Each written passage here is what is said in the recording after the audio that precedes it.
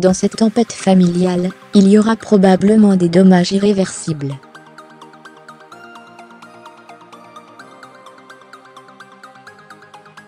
Depuis l'annonce des deux aînés, Laura Smith et David Hallyday, au sujet du testament de leur père signé en Californie, la famille du célèbre rocker est dans la tourmente.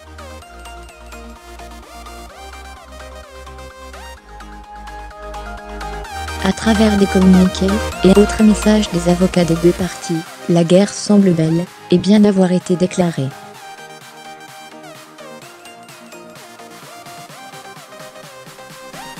Laura Smith et David Hallyday souhaitent avant tout obtenir un droit de regard sur l'album posthume de leur père, et ainsi comprendre les dernières volontés de Johnny Hallyday au sujet de l'héritage.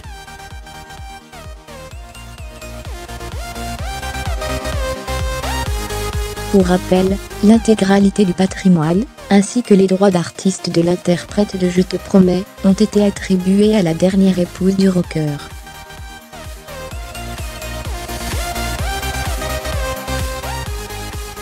En parallèle, la grand-mère de Laetitia Hallyday, Juliette Boudou, a été nommée exécutrice testamentaire et gérante des différentes sociétés de la star.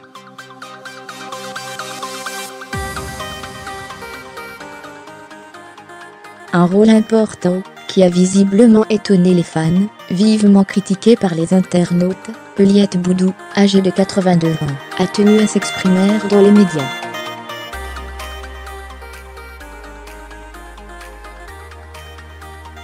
À travers une interview pour le Midi Libre, Mamie Rock a confié n'avoir jamais reçu d'argent de la part du chanteur.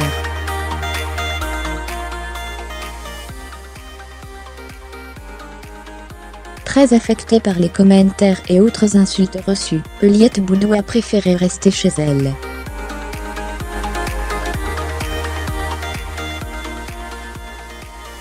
De retour de Los Angeles après avoir passé plusieurs semaines aux côtés de Laetitia, la grand-mère de Jade et Joie, est donc de retour à Marseillan, une petite commune située dans l'Hérault.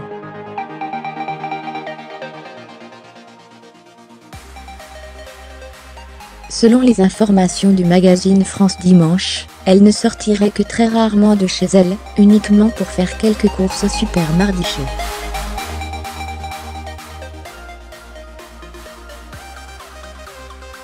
Heureusement dans cette bataille, Juliette Boudou peut trouver du soutien du côté des habitants de Marseillan.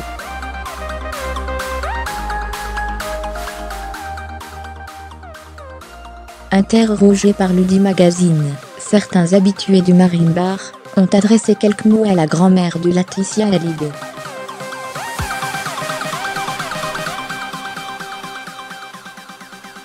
Nombreux sont ceux qui défendent le clan des Boudou, considérés comme des gens respectables selon eux.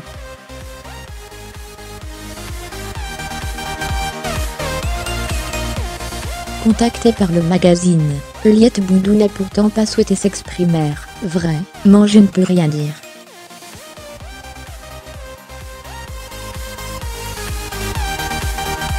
On est en train de prendre des avocats pour se défendre.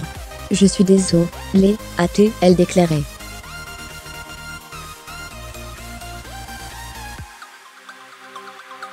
Après une deuxième audience, le délibéré de cette affaire familiale sera rendu vendredi 13 avril prochain au tribunal de grande instance de Nanterre.